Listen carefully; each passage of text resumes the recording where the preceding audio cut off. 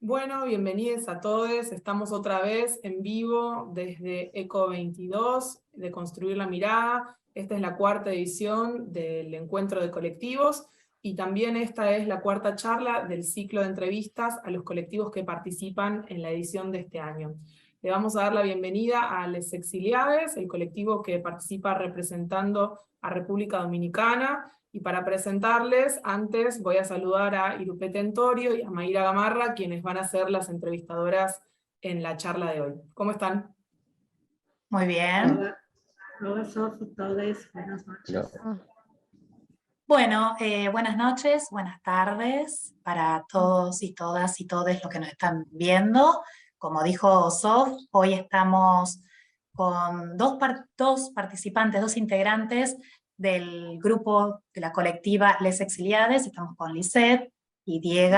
Jorge nos estará viendo luego, que es la otra persona que integra. Ellos representan a la República Dominicana con un proyecto precioso que se llama Contrafamilia, álbum contrafamiliar, y hoy nos van a estar explicando de qué se trata este proyecto que tiene fotografías, texto, discurso y el sentido de desconstruir la norma, ¿no? Adelante. Bueno, el proyecto que tenemos como Sexiliades comienza de una forma muy orgánica y precisamente porque a Diego y a mí nos encanta comer. Y entonces en un momento que me invitan a Barcelona, pues Diego estaba haciendo arepas. Y yo vi que él había puesto un anuncio en Facebook y nos conocimos así haciendo arepas juntas. Y a partir de ahí entonces empieza nuestra amistad y empieza como a construirse todo, o sea, desde correo cuando dejo Barcelona y vuelvo a mi país, hasta hablar constantemente y empezar a construir cosas. Y cuando vuelvo a Barcelona, que vuelvo en el 2019, entonces empezamos a trabajar juntas. Empezamos a trabajar juntas, a hacer proyectos, pero todo alrededor de eso precisamente, de juntarnos, de comer, de conversar. Y entonces algo que empezó como una amistad era ya más como una familia, era ir al súper juntas, hacerlo todo juntas, irnos juntas de Navidad. Y entonces cuando conozco a Jorge, pues entonces nos juntamos los tres y empezamos a hacer como este proyecto de familia. Y un día así, en la conversación y juntándonos y comiendo, empezamos a darnos cuenta que éramos como una familia, pero no como una familia, esa familia hegemónica, esa que vemos en el álbum con la foto del bautismo, esa familia que no sé, que celebra el cumpleaños o lo que sea, sino que éramos otro modo de familia. Nosotros teníamos nuestro mismo modo de maternarnos y éramos nuestra mamá y nuestras hermanas y, y todo a partir del marcharse. Bueno, O sea, y ustedes están trabajando entonces en la temática de las sexodisidencias, ¿no? sí, De ahí también sí, viene el nombre del colectivo, de Sexiliades, sí, y está problematizando entonces una realidad que es muy, muy corriente en Latinoamérica, ¿no? O sea, de que la gente tenga que emigrar para poder vivir su esencia, ser quienes son con libertad, ¿no? claro, Y porque migrar acaba siendo la única posibilidad entonces de encontrar un nuevo territorio donde pueden reencontrarse, ¿no? Con quienes son y eso. Y un poco dejando para atrás entonces las violencias, opresiones, ¿no? Que pasa muchas veces con la familia original o todas las cuestiones también que pasan por ese territorio, por incluso las normas y las leyes estatales, todo eso, ¿no? O sea, son muchas cosas las que llevan a alguien a decidir migrar. Y entonces me quedo pensando qué es que significa para ustedes esa experiencia diaspórica sexodisidente, ¿no? Que está muy enmarcada en mi trabajo. y cuáles serían entonces sus ambigüedades y la posibilidad de crear o recrear un hogar en esas circunstancias, ¿no? Que es más o menos lo que ustedes están haciendo. Yo quisiera leer un poema de una escritora dominicana exiliada en Nueva York, que escribió a raíz de la conversación que ha tenido con nuestro compañero Jorge, que no está ahora en la conversación.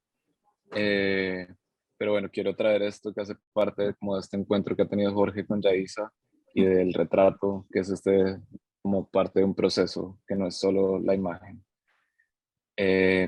¿Desde dónde? Del territorio se sale, de la colmena se migra.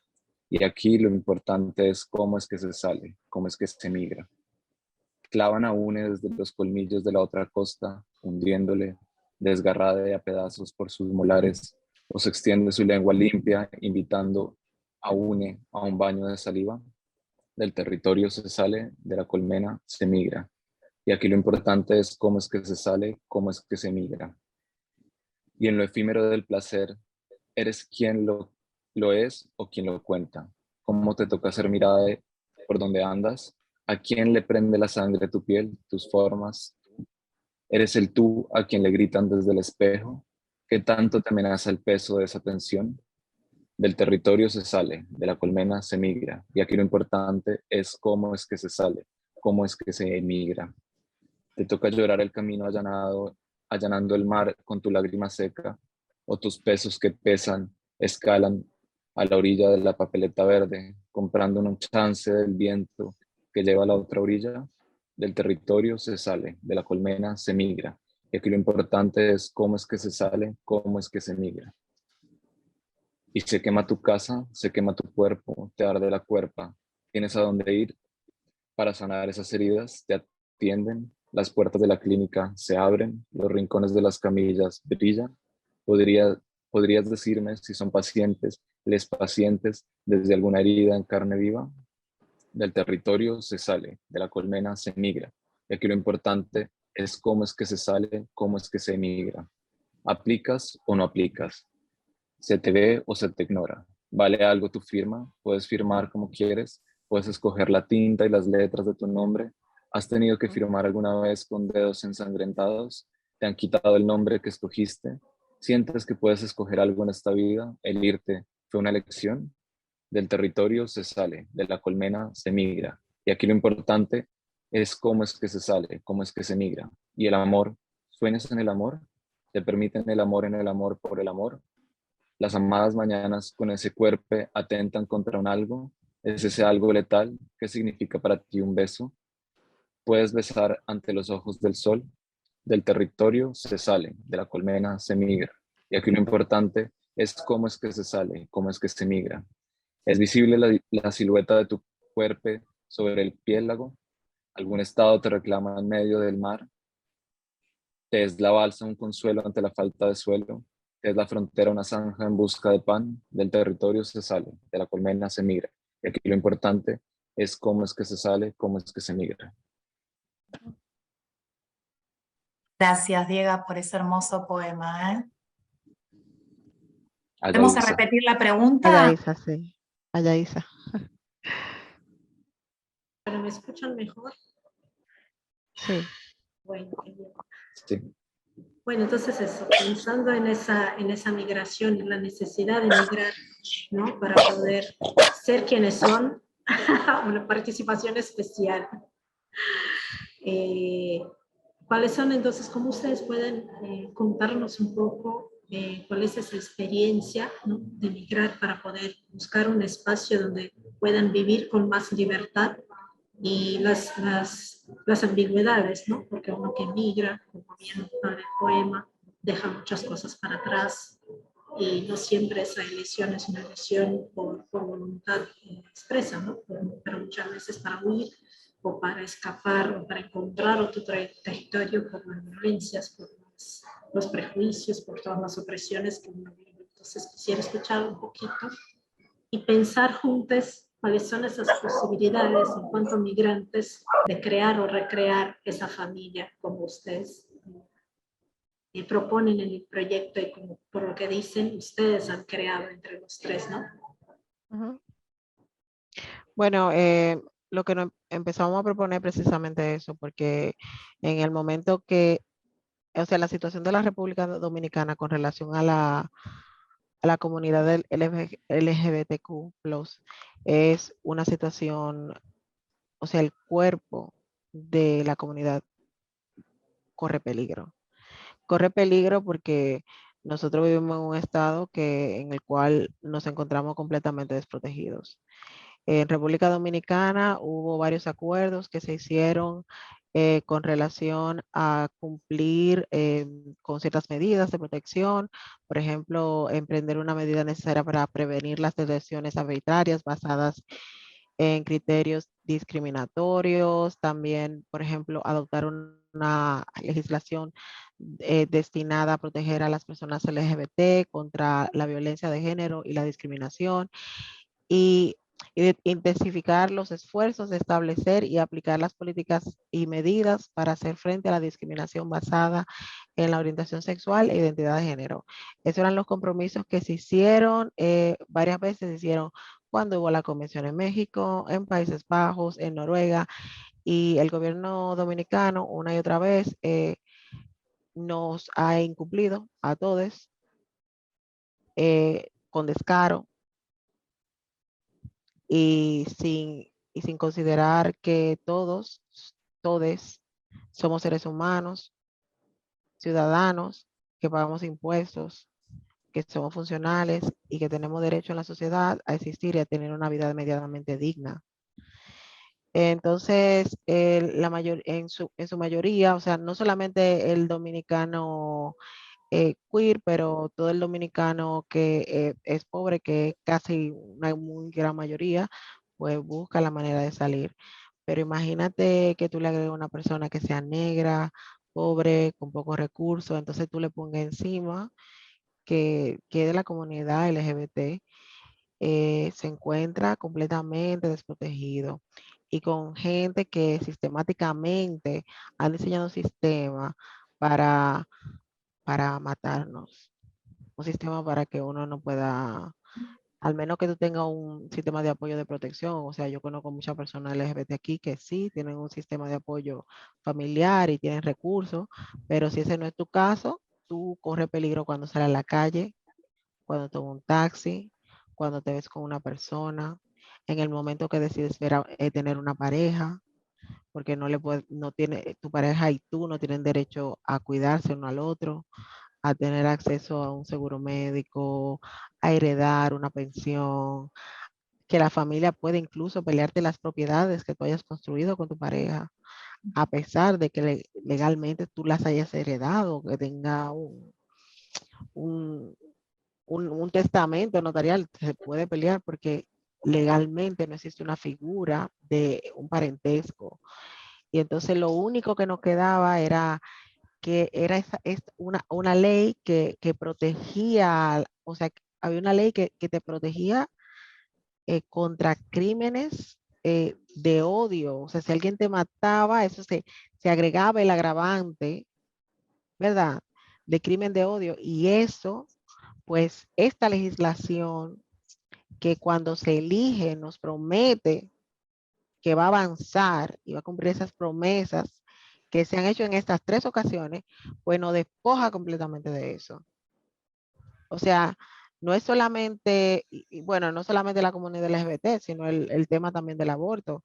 Entonces, como mujer negra, como persona trans o mujer trans, eh, uno vive aquí un total despojo de derecho de existir, y aquí no existe, y como hay una institucional, o sea, la iglesia como una institución ahí enferma y cancerosa que se come las reglas de que en realidad deberían detenerse para como, para tener un poquito, no sé, de sentido común.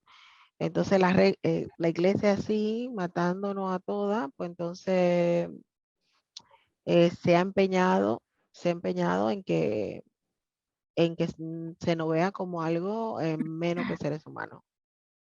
Diego, ¿vos querías agregar algo? Estás muteada. Por el ladrido de la perra.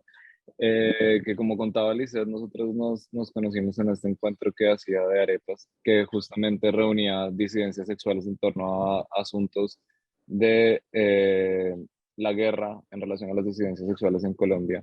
Y ahí nos conocimos con distintas personas de América Latina y nos dábamos cuenta que había sistemáticamente un exterminio, una forma de eliminar los cuerpos de las disidencias sexuales. Entonces, nos damos cuenta que esa es una de las razones, aunque no te afecte directamente, aunque tú no tengas una amenaza directa, que si le pasa a mucha gente de Colombia o que si le pasa a mucha gente de República Dominicana, es una razón por la que la posibilidad de la violencia constante es una razón por la que se decide emigrar por, por el hecho de ser sexo disidente, ¿no? Y también vemos que es una realidad que se hereda de la colonia, porque es con la colonia que llega uno de los grandes justificantes del colonialismo español en toda América, es acabar con la sodomía de los indios.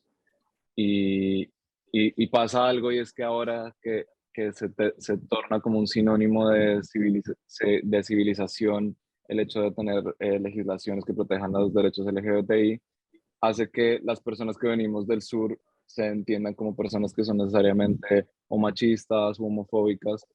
Y eso, gracias a eso, también se niega el refugio de muchas personas que están viniendo aquí al norte, a España y a otros países a pedir refugio justamente porque son personas sexodisidentes. Entonces está ahí una contrapartida y una visión colonial que sigue manteniéndose y que sigue afectando a las personas sexodisidentes que vienen de esos territorios colonizados. Gracias. Pensando en la propuesta que ustedes tienen, el álbum Contrafamilia, y que están investigando más o menos alrededor de mayo, quería que nos cuenten un poco de qué se trata ese proyecto, cómo lo están trabajando, hacia dónde van. Bueno, lo estamos trabajando mucho desde hace mucho antes de mayo.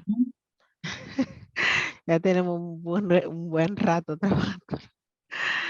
Cuando empezamos en realidad con Sexiliades, no lo pensamos en sí mismo como el concepto de sexilio, sino que empezamos así como vamos a hacer, vamos entonces a construir esa familia, vamos a construir un proyecto a partir de esa familia, a documentarnos.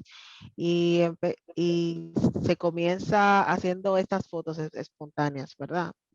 Que son las fotos que se observan, Polaroids, que son una documentación de la vida, porque nosotros queríamos hacer un proyecto donde no fuera el fotógrafo voyeur que mira desde afuera, que construye la imagen y el discurso, porque desde nuestra visión política de las imágenes y de qué son las imágenes en sí mismas, nosotros no queríamos habitar nada así, no queríamos que nada fuera higiénico o exotizante o parte de, sino era nosotros documentando la vida como personas sexodisidentes.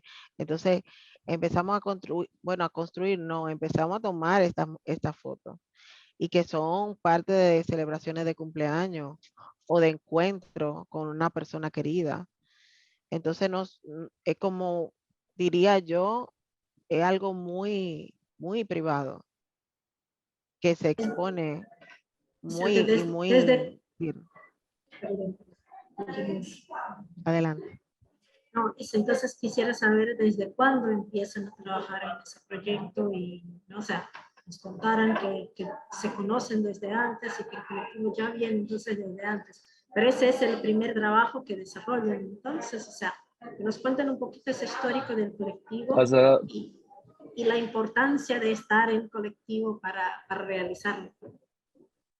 pasa un poco que cada una ya venía trabajando como por su parte en su vida cotidiana y dentro de su práctica artística con este tipo de registros sensibles de nuestras propias experiencias, como con un foco muy dado en la sexodisidencia, ¿no?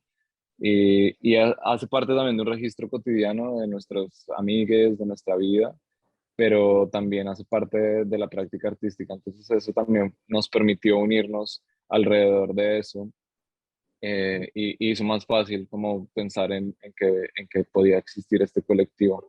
También la cuestión con el álbum Contrafamiliar es que identificamos como el álbum familiar como un objeto de memoria de la afectividad de la familia heterosexual, y vemos que la familia heterosexual nacional, porque también es una construcción como nacional de los estados-nación, es el lugar predilecto, el lugar privilegiado de cuidado de la vida, de los cuerpos, de la afectividad, y que no hacer parte de ese Estado-nación, ser migrante y además ser sexo disidente es una doble razón por la que estar afuera de ese espacio limitado de los cuidados. Entonces, nosotros lo que proponemos es ese dispositivo, como retomarlo, robarlo de la familia heterosexual nacional y crear como un espacio, crearlo, el álbum Contrafamiliar como un dispositivo que nos permita crear estos encuentros también y un espacio contrafamiliar o disfamiliar, como lo llamamos, eh, donde podamos tener estos cuidados, placeres que son necesarios para sostener la vida. Y eso se ha ido entremezclando entre práctica artística y la vida cotidiana, y está un poco como ahí entre esos dos caminos, ¿no? El O proyecto va sea, surgiendo de sus mismas, sí. ¿no? De lo que van fotografiando y haciendo, y ahí de repente un proyecto surge, ¿no? Es interesante de observar que muchas veces primero surge la idea, después vamos al trabajo, otras veces cuando miras y te das cuenta, ya tienen un trabajo, ¿no? Y eso incluso podría estar hilado. Eso también es interesante de observar. Sí, pensar, a mí me viene todo el tiempo en la cabeza de la famosa frase, ¿no? De lo personal es político, ¿no? Cuando ustedes dicen son imágenes de mucha intimidad, yo me vengo a preguntar también si ustedes están utilizando materiales de archivo del pasado. En el relato que vos decís, Lisette, nosotros venimos trabajando de hace un tiempo. ¿Nos pueden contar un poquito también qué materiales están usando? Porque nosotros tenemos entendido que ustedes utilizan varias prácticas, son artistas visuales, son militantes políticos, también son fotógrafos, son curadores, activistas. Entonces, ¿qué les parece importante sumar a ese álbum contrafamiliar, ¿no? Dale, Diego. Bueno, yo creo que estamos como muchas prácticas atraviesan, como que están atravesando nuestro colectivo. Bueno, los tres somos investigadores también. Yo ahora estoy terminando, acabo de terminar mi tesis doctoral, la defiendo en unos días ya. La investigación creo que atraviesa mucho también nuestra práctica, pero también, como decía Lisette, la cocina ha sido como muy importante, y es muy importante para las tres, pero también es muy importante en general para las personas migrantes, porque es una forma de preservar la cultura y de mantener la cultura. Y es difícil además cocinar, como cocinar comida del Caribe o de los Andes aquí en España implica rebuscar dónde conseguir los plátanos maduros, dónde conseguir la mazorca, dónde conseguir la harina de maíz para hacer las arepas. Y es una práctica también de resistencia que no es solo nuestra, que es en general de la gente inmigrante, pero que nosotros la ponemos en función específicamente de estos encuentros que son de gente migrante sexodisidente. Uh-huh. Entonces, bueno, están atravesados por muchas prácticas, también como decías tú, la militancia política, el activismo. En mi caso está muy atravesado también por activismos de Colombia, especialmente en los últimos años en apoyo a los estallidos sociales y en contra del gobierno autoritario de Iván Duque y del uribismo. También, los tres estamos muy relacionados con activismos antirracistas y queer, sexodisidentes. Eso son unas cuestiones que también atraviesan mucho pues nuestro colectivo, también las cuestiones anticoloniales, antirracistas. Creo que Lisa también nos puede compartir mucho más de esto. Sí, o sea, nosotros también nos quisimos refugiar en la fotografía precisamente por eso, porque para mí todas las imágenes son políticas. Y a medida que yo he crecido, y principalmente cuando tú vas a tomar clase en una escuela de fotografía, pues entonces hay un indicador, como un marcador de qué es válido y qué no, y de quién toma la imagen y quién observa. Entonces, a medida de que yo empecé a hacerlo y a desarrollar mi propia práctica, pues yo me doy cuenta que entonces tú deshumanizas a una persona volviéndola un sujeto para una imagen. Entonces, o sea, practicando las imágenes, yo entiendo que practicando las imágenes desde la forma que nosotros lo hacemos, que no somos ese fotógrafo que invita a un modelo o que va en busca de la belleza, sino de capturar un momento efímero, de, o sea, de reproducirnos para no morir, para que haya un archivo de la existencia de nosotras y de la gente que nos acompaña y de algún momento de felicidad. Entonces, también que no sea esa imagen triste o de la persona que le va mal o de la porno pobreza, que algo que se reproduce principalmente aquí en el Caribe, Ujú. porque yo crecí en eso, yo crecí viendo cómo pasaban autobuses para Bávaro o Punta Cana a la orilla de un camino y se paraban los turistas a tomarnos fotos. Y yo dije, no, pues no, yo no tengo esa necesidad, no quiero, no quiero fotografiar eso, yo quiero fotografiar a mis amigas y que haya un marcador que diga, ellas existieron, estuvieron aquí, fuimos felices. Eso no nos lo pueden Y arrebatar. intentando dejar las personas que nos escuchan y nos ven un poquito más aparte del proyecto, ya que para esas charlas lo que decidimos fue no mostrar las imágenes en proceso mientras estamos conversando, ¿no? Pero para quienes nos están viendo y acompañando a esas entrevistas, saben que empezamos el en vivo con algunas imágenes, ¿no? Entonces eso, por lo menos lo que tenemos hasta ahora del proceso de ustedes son imágenes en general, retratos, ¿no? Retratos cercanos, retratos muy íntimos de personas que se ve que son de su convivio, es muy personal, muy íntimo también, y creo que la gran mayoría o casi todas de Polaroid. Entonces, un poquito de ese lenguaje, por qué lo eligieran, por qué ese tipo de acercamiento. O sea, me encanta cuando dice Disney, la importancia de tener esas imágenes, pensando incluso para contar una historia, ¿no? O sea, en cuáles álbumes, pues ahí me falta el plural de álbum, pero bueno, me entendieron.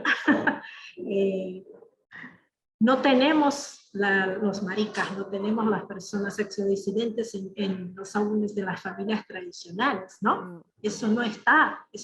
No vas a ver un niño vestido como quiere o maquillado, por ejemplo, porque eso siempre fue escondido cuando pasaba, ¿no? Eso se no le pegaban. Bueno, no tenemos que entrar en esos detalles, pero eso está siempre olvidado, escondido. Entonces, ¿cómo ven ustedes la importancia de ese dispositivo que es el álbum familiar, ¿no? ¿Qué puede ese dispositivo? ¿Cuál es la potencia, pero también cuáles son los peligros de ese objeto? ¿Y cómo ustedes lo están trabajando con ese lenguaje?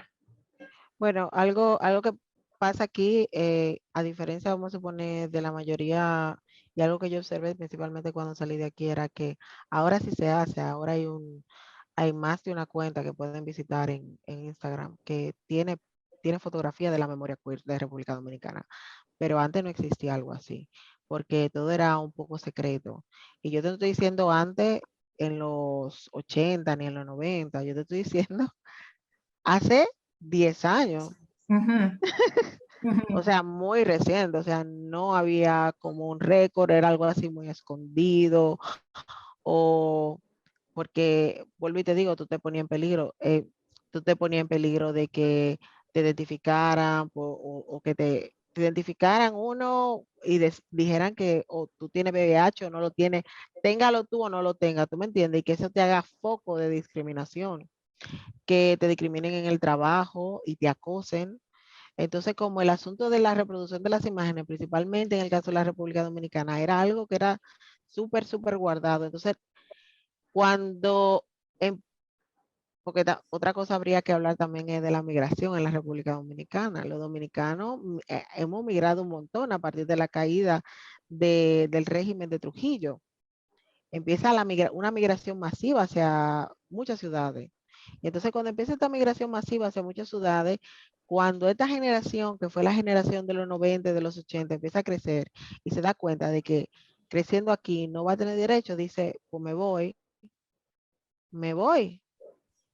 Y no, yo quería que eso se viera, que se viera que hay una generación completa que se fue y que se va a seguir yendo. Y que hay gente que sí, que se han quedado a resistir, que son una cuanta de las fotos de gente que se quedaron aquí y que están resistiendo y que están tratando de resistir, pero que eventualmente dicen que tienen una idea de irse. Entonces que también haya un registro de ese cuerpo negro que se va, porque eso también es otra cosa. Algo que nosotros empezamos a plantear fue eso. O sea, son las rutas al revés de donde... Sí, y además, Lisette, también hacia dónde van y a Exacto, dónde entran y qué espacios le exacto, habilitan esa entrada, ¿no?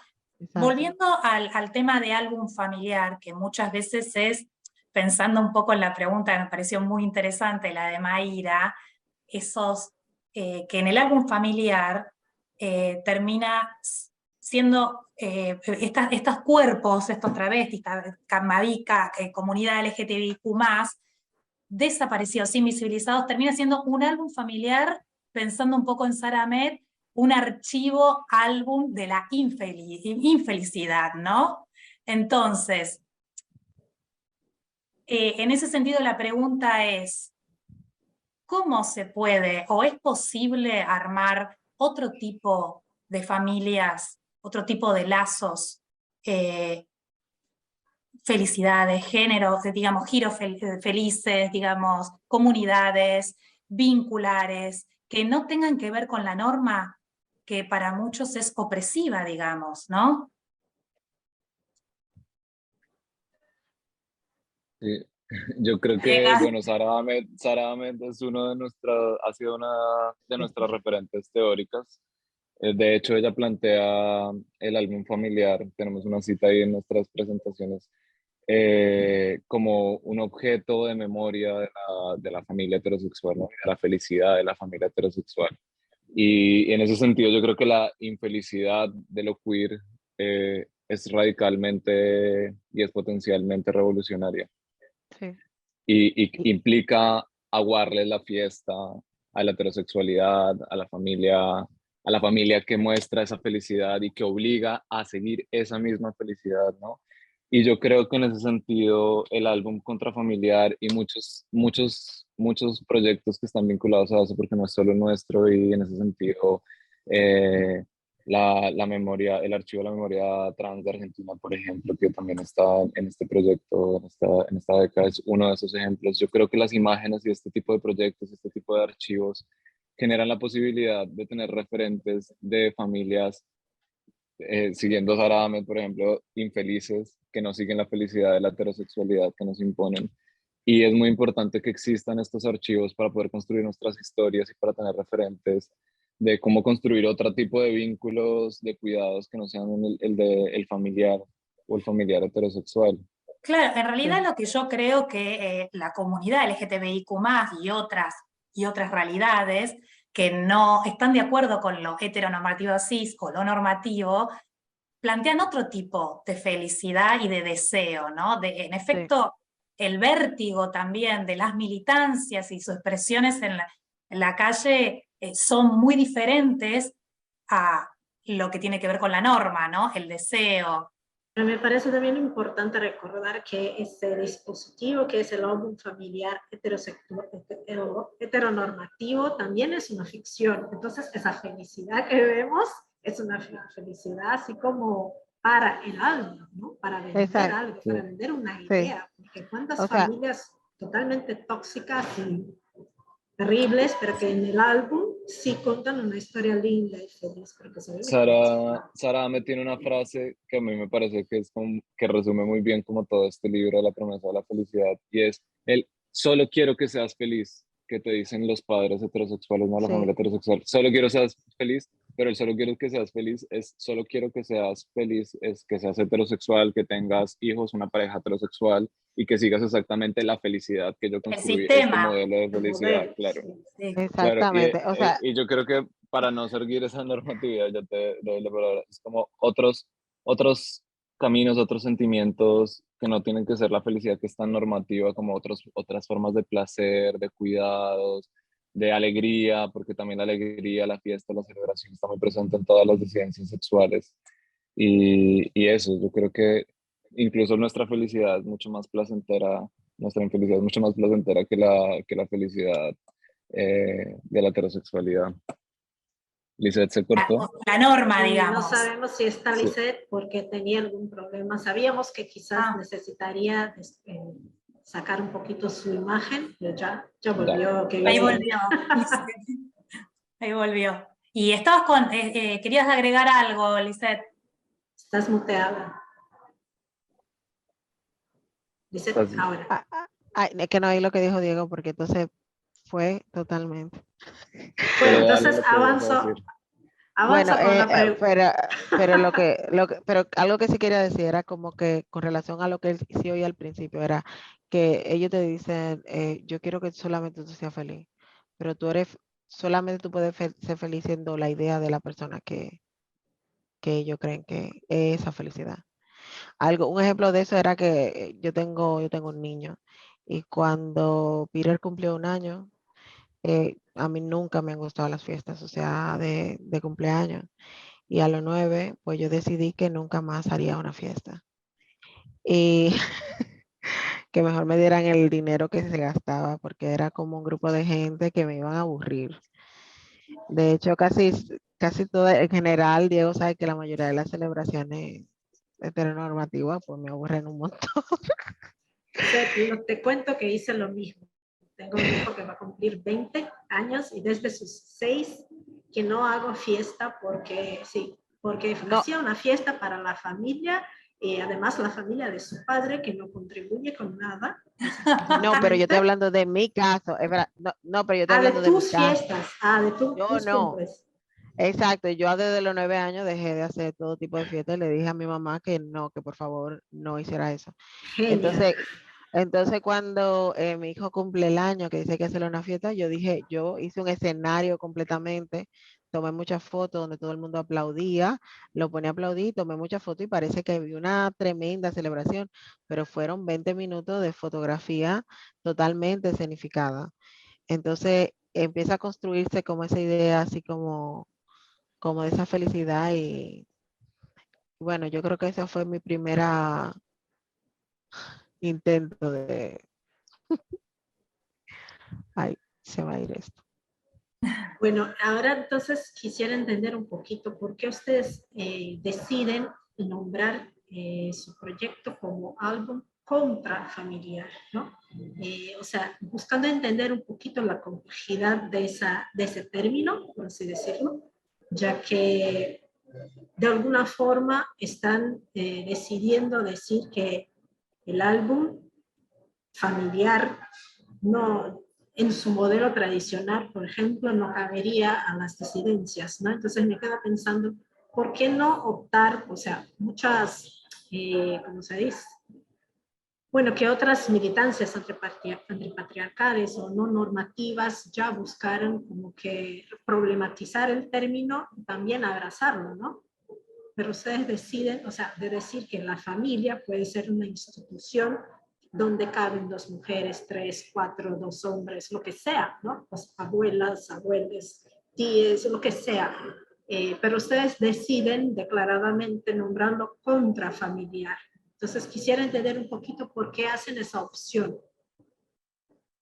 Sí, yo creo que venía un poco hablando de la cuestión nacional heterosexual de la familia.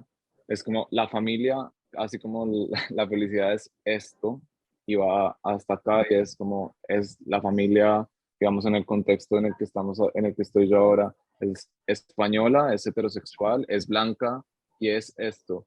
O sea, y lo que nosotros proponemos es justamente una ruptura, y yo creo que en general el sexilio, las migraciones o también, ¿cómo se llama?, las diásporas queer, producen una ruptura en lo nacional, en la nacional, tanto entre las naciones de partida como las de llegada, pero también en la heterosexualidad, que también la heterosexualidad es una cuestión nacional, ¿no? Está fuertemente arraigada en las narrativas y en las fantasías nacionales y nacionalistas.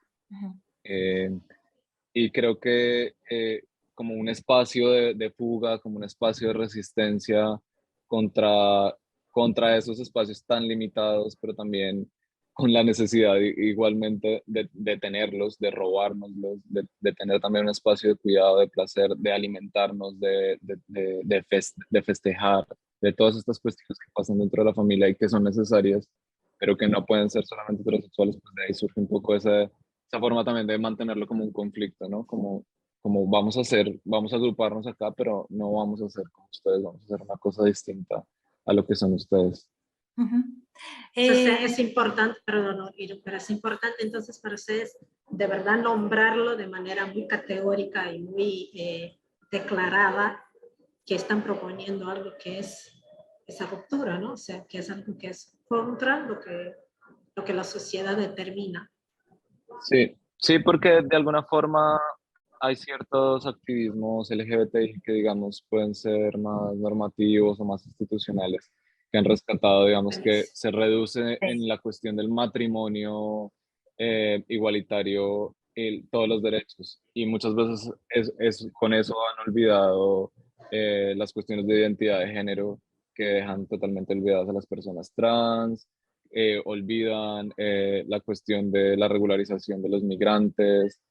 Y en ese sentido también, por ejemplo, lo hemos hablado antes, el matrimonio se convierte también en una posibilidad para las personas migrantes de adquirir derechos mínimos y de ser reconocidos como humanos finalmente. Cuando un nacional europeo decide casarse para dar los papeles a un migrante, pues le está dando los derechos básicos. Entonces ahí, bueno, lo del matrimonio también es contradictorio ahí, pero, pero no es también importante nombrarlo como contrafamiliar porque no se reduce a la cuestión de matrimonio igualitario.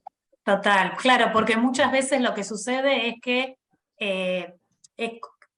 el sistema los vuelve a captar, ¿no? En una norma.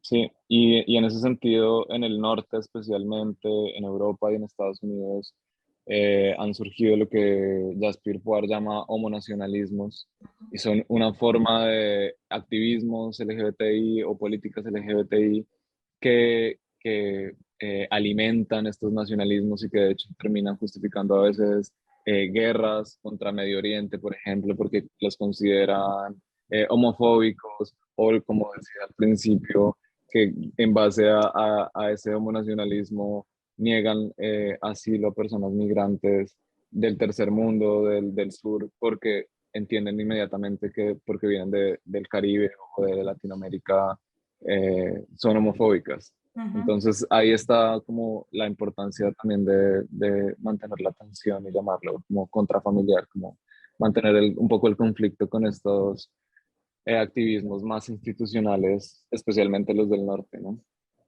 Pensando un poco en la circulación del proyecto, ¿por dónde les gustaría, siendo también algo como político, ¿no? ¿Por dónde les gustaría que circulen el proyecto, las imágenes? ¿Qué sentidos les interesa mover o irrumpir?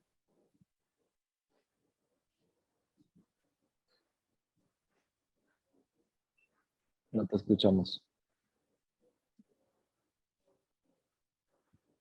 No está Si quieres, muteado, pero pronto yo voy escuchamos. respondiendo mientras Lisette Sí. soluciona. Aló. Bueno, a mí en lo Ahora sí. Ahora te sí. escuchamos. Ok, bueno, yo creo que cuando empezamos teníamos como otra idea de cómo iba a circular, pensamos en, no sé, algo así como galería, un museo, registro, un libro, pero a medida que el proyecto ha ido avanzando, entonces nosotros hemos empezado a a tener una cierta conciencia de las imágenes que son y de cómo las personas que nos invitan a compartir esos momentos y la gente que vive en esos momentos con nosotros se vuelve parte de otra cosa. Entonces, desde un espacio de cuidado, entonces eso ha ido cambiando. Yo creo que ha ido evolucionando, ¿verdad, Diego? Sí, pues lo que pasa es que también tenemos distintos como imágenes, también tenemos unos carteles que circulan, que han circulado en pequeñas ferias, pero también en los espacios que vamos habitando. Son imágenes con textos de teóricas que nos interesan, que tienen que ver con pues, con nuestras políticas. Y, a mí el formato de publicación me sigue pareciendo muy como acorde porque es una forma como muy cercana de una persona al objeto como álbum, libro, que puede ser, por ejemplo, no sé si podemos hablar de la exposición que se está preparando dentro de este proyecto. Podemos deslizar algo, sí, sí, claro. Pues la cuestión, van a ser en unas vallas eh, eso ya nos pone mucha atención porque esto es un álbum contrafamiliar, esto es un objeto esto es como un tesoro personal que saca la abuela travesti a mostrarle a sus Pero amigos. Diego, eso no significa, por ejemplo, que circule en espacios muy reducidos, pensándolo así, digamos, no queda medio como en un nicho, en una situación de intimidad. Si uno piensa una práctica como un proyecto personal, político, con el sentido que ustedes le dan, pensar que esto circule solamente en un espacio más que intimidad o de nicho, ¿no significa esto un poco cerrarlo? Yo particularmente creo que más que mis compañeros del colectivo, tengo ciertas preocupaciones con que sea una exposición demasiado pública, porque están las caras de nuestras amigues, entonces es como que estén en la calle, es una exposición que puede exponer a ciertas cuestiones, o sea, a ciertas violencias, a ciertas cosas. No es lo mismo que tú te compres un libro que te interesa porque te interesa la memoria queer y te interesa, porque nosotros finalmente no estamos, o sea, cuando tomamos estas imágenes, quizá los carteles que hacemos sí están para pegar en la calle y reproducir masivamente, pero cuando pensamos en la cara, en estas imágenes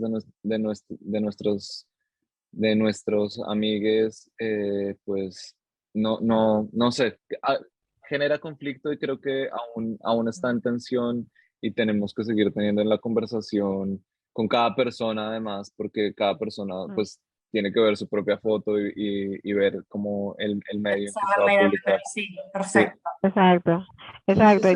Y también pensando en ese mismo esfuerzo de mantener como la ética de la imagen y el respeto a la persona que no es un modelo, vuelvo y digo, es como una amiga, un compañero, una persona que tiene una relación de alguna manera con nosotras. Em, y también cuando pensamos el proyecto, no sabíamos que iban a ser vallas. Pensamos que era algo así más pequeñito y más como privadito. Pero para eso pero igual están creo que las adaptaciones también, ¿no? Hay que sí, pensar creo que también en igual esas, también, las formas expositivas. Pero igual eh, perdón, Diego, pero igual cuando nos dijeron que eran vallas, o sea, yo pensé con la situación que estábamos viviendo en República Dominicana y como el espacio donde se presenta y quiénes van a pasar frente a esa valla, nosotros pensamos usarla como, hemos usado casi todo como, como un espacio para una denuncia. Sí. Bueno, ahora me gustaría preguntar, estamos llegando al final, me gustaría preguntarse, ustedes son artistas latinoamericanos, ¿no? Lisette de República Dominicana, Diego de Colombia, Jorge, que no está presente hoy, de Puerto Rico, pero viven o han vivido en España, en el exterior, en España y Nueva York. Quisiera entender un poquito, y ustedes son artistas que en sus trabajos y declaradamente son antirracistas, anticoloniales, ¿no? Queer, transfeministas. Quisiera escuchar un poquito de ustedes cómo el campo del arte y el campo de la fotografía recibe y lidia con estos trabajos, si de verdad hay espacio, cómo son esos diálogos, pensando eso tanto en términos de Latinoamérica cuanto en esos países que ustedes viven o que circulan. Pues yo creo que una forma en la que entendemos las prácticas cotidianas y populares como arte también es una forma de entender anticolonialmente el arte. O sea, es un poco de producir rupturas en lo que se entiende del arte. El arte no es solo el campo del arte, el arte es popular, el arte es una cosa que se practica todo el mundo. Cocinar puede ser arte, encontrarse con los amigos, generar otro tipo de espacios. El arte contemporáneo además está lleno de cuestiones que hacen esto. Y creo que para nosotras es importante entender cómo las prácticas cotidianas y populares son también prácticas artísticas, son prácticas creativas, prácticas Exacto. políticas. Pero Bueno, algo que eso quiere decir entonces que institucionalmente todavía hay barreras.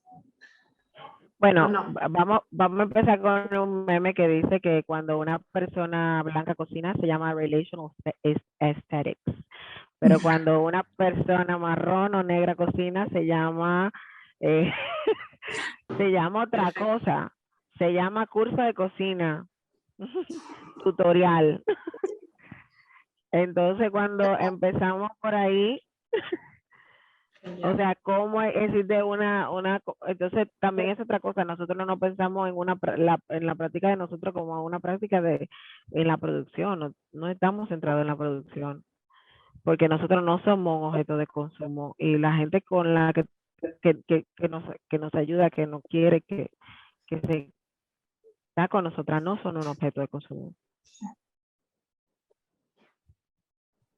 Pero yo creo que esto no implica necesariamente estar por fuera de instituciones. Creo que quizás sí fuera de algunas que son muy particularmente no caben nuestras prácticas, pero pues Lisette sobre todo ha estado en muchos museos exponiendo y creo que tampoco, o sea, incluso la contradicción que puede implicar es como, bueno, estamos en el arte y estamos también proponiendo prácticas populares y cotidianas dentro del campo del arte y diciendo, hey, arte, lo que hacen aquí no es lo único que es arte y lo que está afuera también es válido y también hay que mirar para afuera y ver qué están haciendo afuera.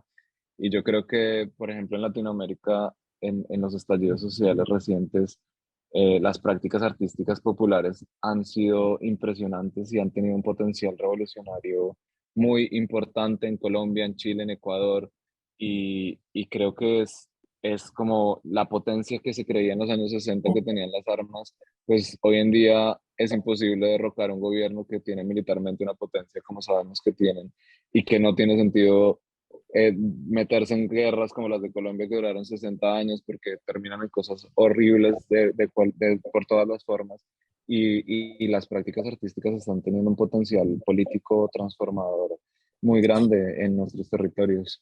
Sí, sí, aparte también creo que claramente los feminismos que suceden en América Latina son populares, ¿no? Como lo mismo las comunidades LGTBIQ+, son populares, venimos de un campo popular, ¿no?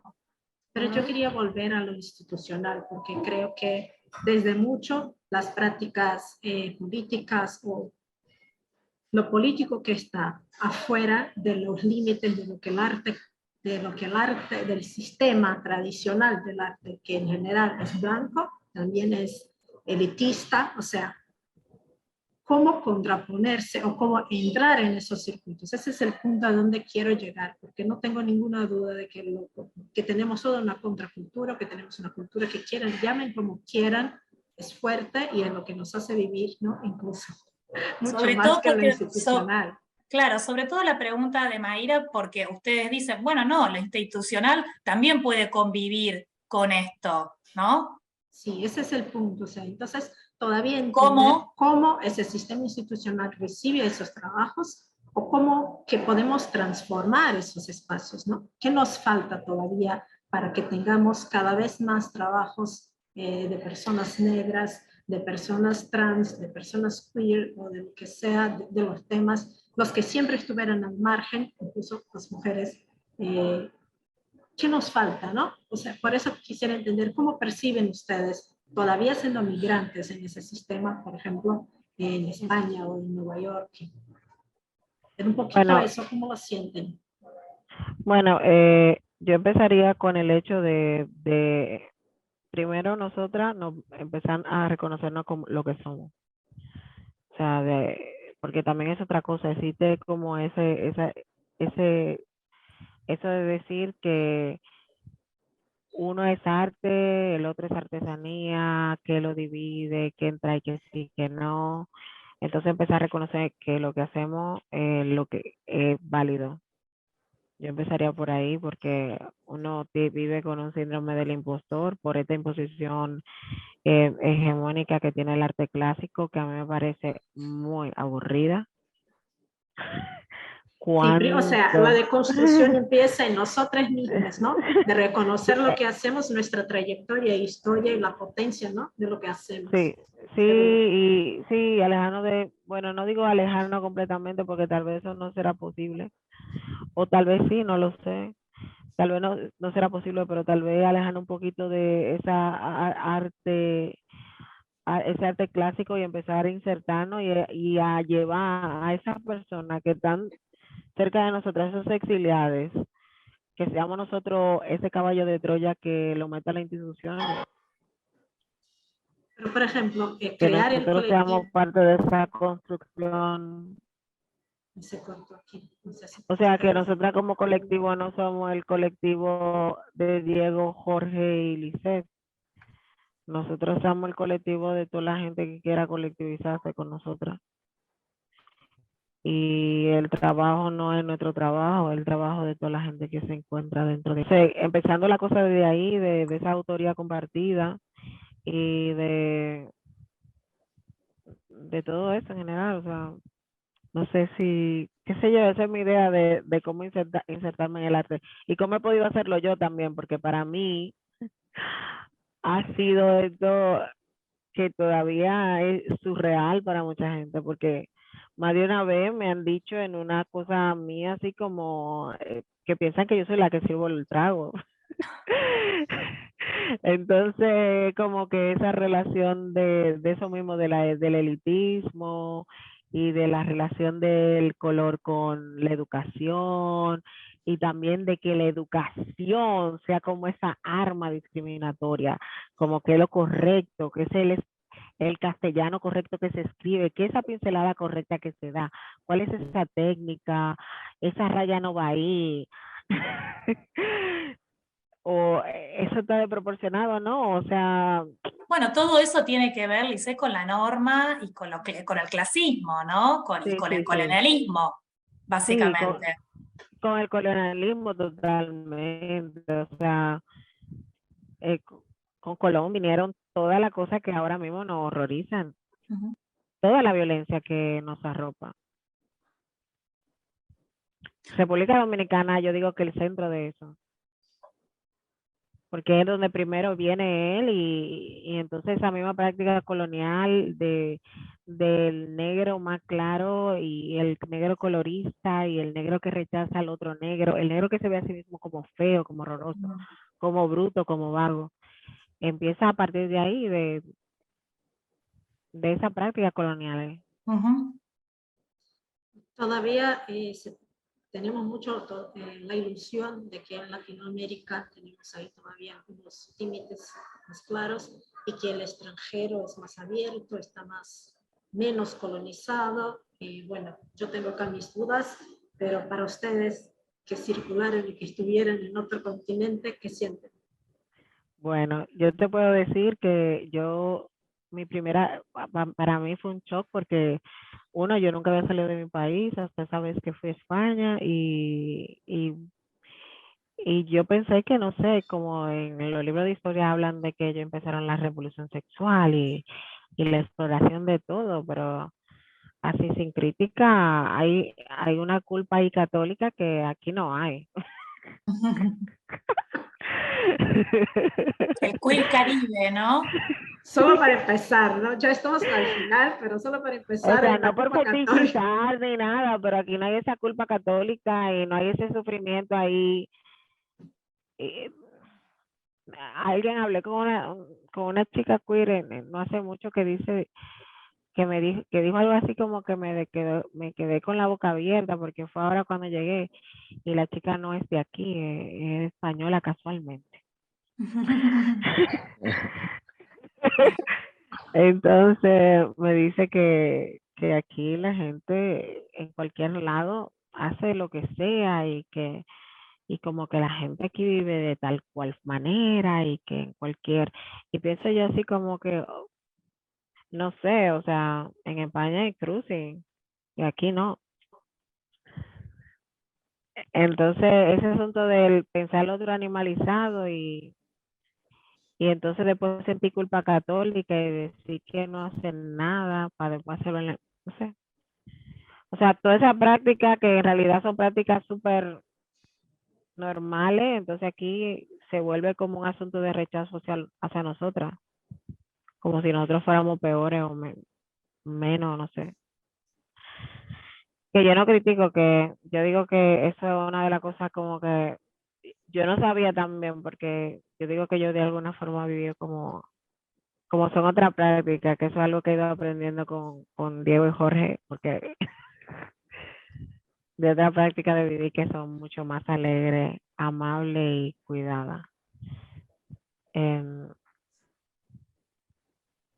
que aquí no hay, pero que se trata como si hubiera, y por eso entonces el extranjero viene aquí y abusa, si lo come todo.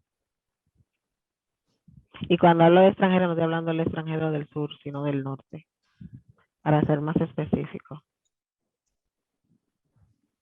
Yo Y Bueno, creo aquí, que sí, como también respondiendo a la pregunta, esa idea de que el extranjero, de que el europeo, de que el gringo es más abierto, es más tolerante con la diversidad, es una nueva idea de civilización que también pone a los sures, a los territorios colonizados, como otra vez por civilizar, ¿no? Ahora entonces le tenemos que llevar la civilización de lo gay.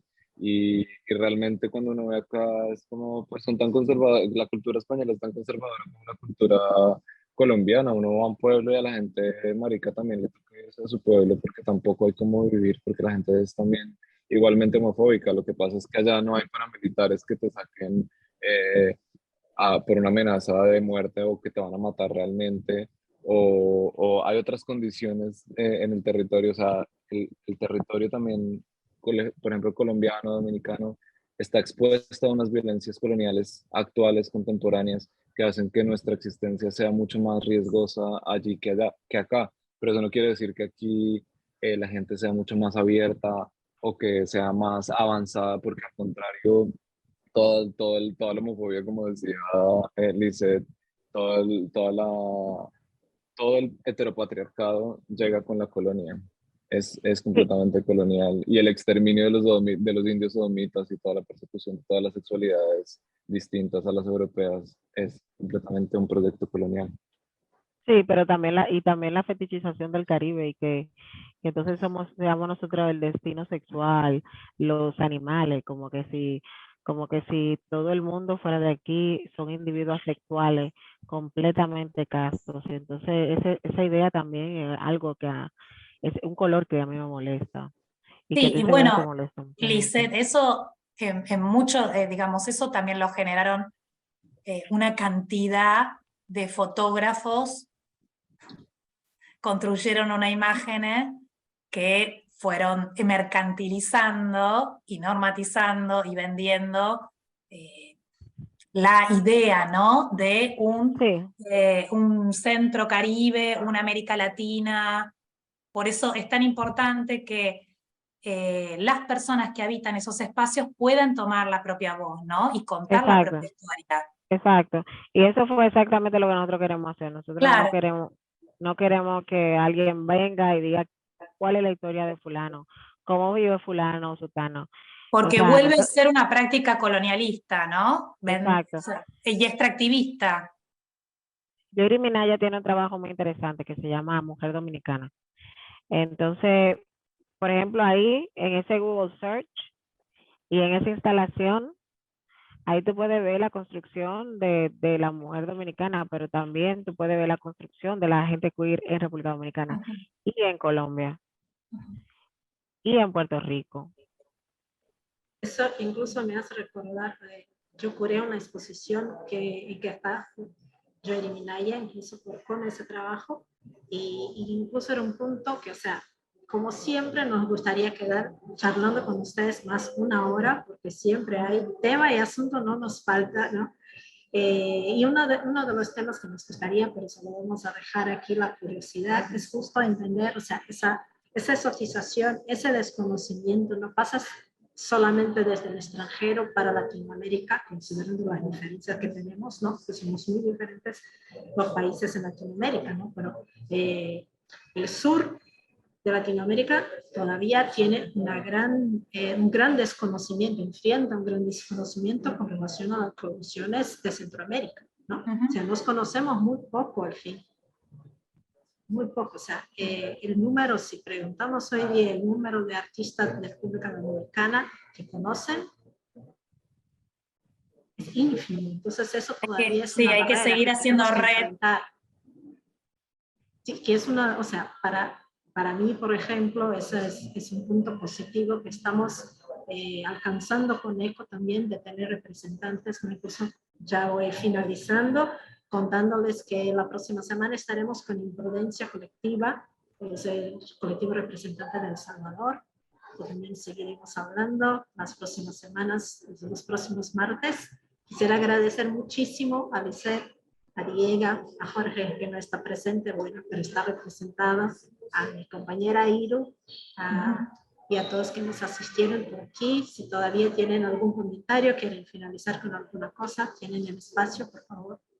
Sí, o sea, quería terminar con que el Caribe es un archipiélago y que no es solamente ni República Dominicana, ni Puerto Rico, ni Cuba, pero también nuestra hermana Isla Haití, que ahora mismo está pasando por un momento muy difícil y donde está siendo criminalizado aquí en República Dominicana y ahí están siendo despojados de su nacionalidad y de muchísimos derechos. Quisiera aprovechar este momento para hacer una denuncia con relación a eso también, que hay mucha gente apátrida y que necesitan que su situación se solucione. Así que el Caribe somos muchas personas, somos una república negra que late y que tiene muchísima fuerza y que va a seguir saliendo de este estereotipo que nos ha encerrado. Gracias, Lisette. Gracias, colectiva. Okay. Gracias. Bueno, entonces hasta el próximo martes. Muchas gracias.